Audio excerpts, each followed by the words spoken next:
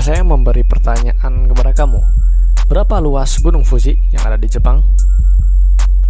Apa yang akan kamu lakukan untuk mencari jawaban itu? Yap, 99% orang pasti akan mencari jawaban dari pertanyaan yang mereka tidak ketahui di internet, dan lebih tepatnya di Google. Lalu, jika kamu mencari hiburan berupa video di smartphone kamu, apa yang kamu buka? Yap, mayoritas pasti akan menjawab YouTube. Lalu, jika kamu diharuskan mengirim sebuah file lewat email apa yang kamu gunakan? Yap, pasti Gmail. Lalu, jika kamu punya file yang ingin disimpan secara online, apa yang kamu gunakan?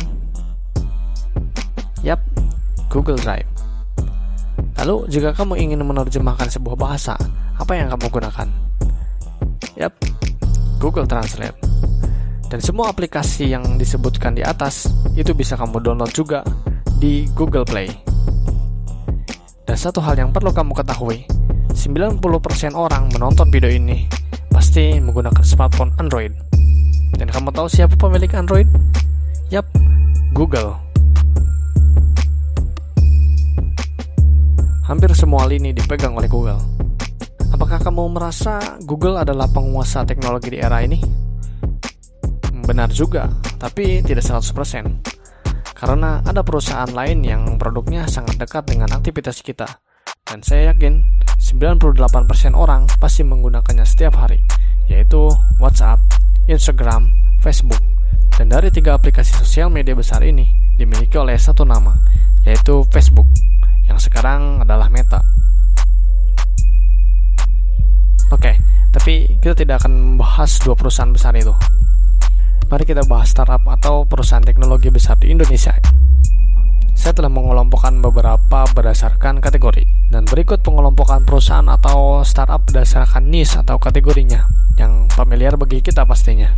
Marketplace, ada Shopee, Tokopedia, Bukalapak, Blibli, Lazada, dan lain-lain.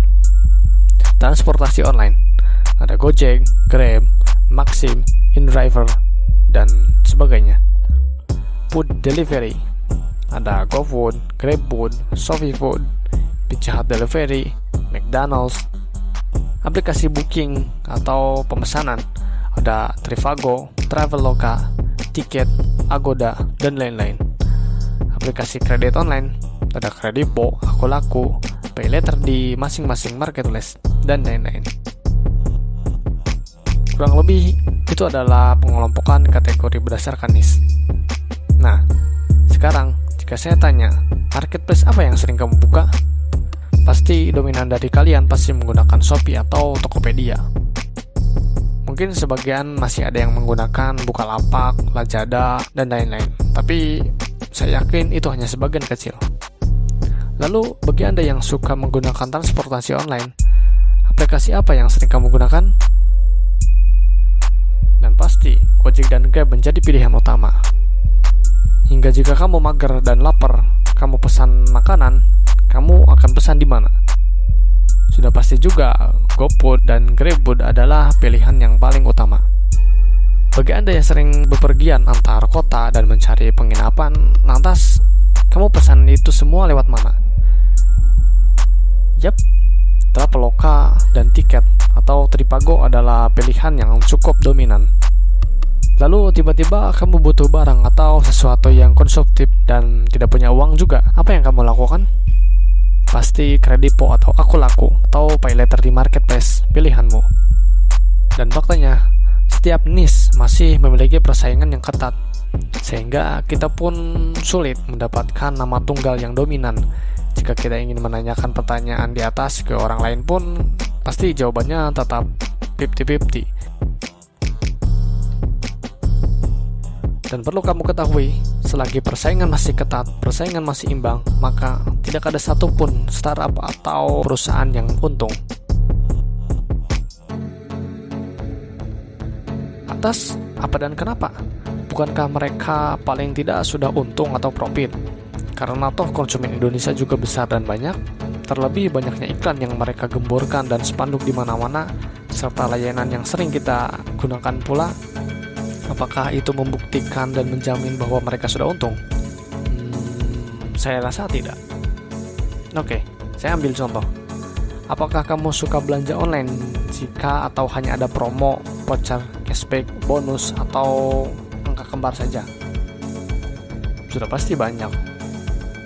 Lalu, apakah kamu suka order makanan jika hanya ada promo atau gratis ongkir saja?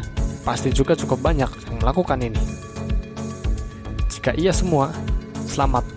Anda termasuk pada jutaan orang yang memiliki kebiasaan sama seperti ini.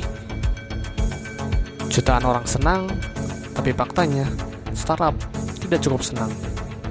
Karena mereka harus mengeluarkan modal atau membakar uang untuk promo dan voucher atau gratis ongkir lainnya. Dan kamu tahu satu hal lain lagi apa? Voucher, gratis ongkir, cashback, potongan harga, hingga promo gila-gilaan lainnya, hingga memilih ambasador dari public figure terkenal, itu semua adalah kegiatan bakar uang, alias modal promosi untuk memikat market. Dan tahu apa yang terjadi juga? Bahwa hampir semua startup melakukan itu, yaitu bakar uang. Tujuannya ya untuk mendatangkan customer dan membuatnya menjadi loyal. Setiap startup di niche masing-masing saling bersaing dan berperang dengan bakar uang. Dan ironisnya di lapangan konsumen seakan ditarik sana-sini, seperti tambang yang kadang datang ke tempat A karena ada potongan harga atau promo, lalu di lain waktu datang ke tempat sebelahnya karena di situ ada voucher dan gratis ongkir. Betul kan? Walaupun kamu loyal terhadap satu marketplace, tapi ketika di marketplace lain ada promo atau diskon, pasti kamu akan memilih belanja di tempat tersebut. Betul kan? Karena jika tidak ada promo, mana ada konsumen yang mau menggunakan layanan marketplace atau sejenisnya yang pelit kepada penggunanya. Dan kalian sendiri pasti tidak mau kan? Dan itu semua sebenarnya adalah sebuah tanda kecil yang menandakan bahwa mereka belum sepenuhnya menguasai market. Sebagai contoh, Amazon, pemiliknya atau foundernya dan sekaligus pemilik saham terbesar, dialah termasuk salah satu orang terkaya di dunia. Lantas, apakah kamu sering melihat Amazon promo gila-gilaan? Mendatangkan ambasador dari public figure terkenal? Kan tidak. Tapi Amazon adalah salah satu perusahaan yang sukses. Oke, kembali ke topik. Lantas, bagaimana sebuah startup dinyatakan sukses atau sudah berhasil atau profit? Jawabannya, ketika sebuah persaingan memunculkan satu atau paling tidak dua pemenang teratas, atau saat bisnis berubah menjadi monopoli atau kartel. Contohnya, seperti di awal video tadi, Google sudah menguasai pasar karena hampir semua kebutuhan kita untuk berselancar di internet sudah mereka sediakan, dan Google sudah pasti bisa disebut menang.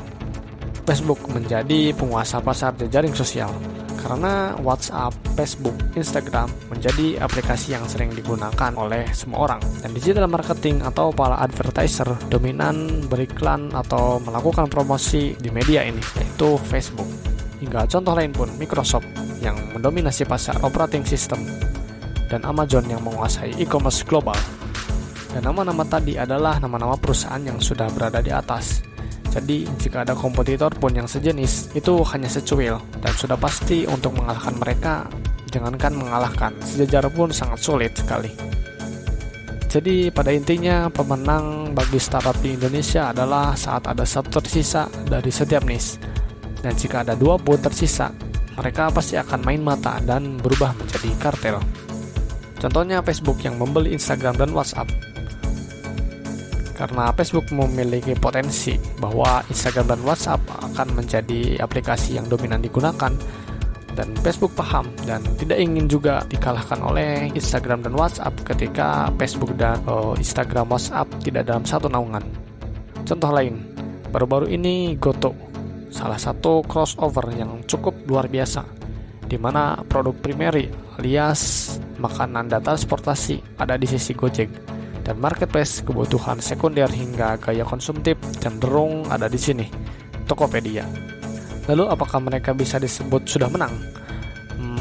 Kita tunggu seiring berjalannya waktu, karena Goto sendiri masih belum berusia. Dan juga pastinya kompetitor lainnya tidak mungkin diam juga. Jadi persaingannya akan terus berjalan hingga entah kapan, dan pada akhirnya kita tahu jawabannya. Siapa pemenangnya? Saya Meg Dhani. Terima kasih.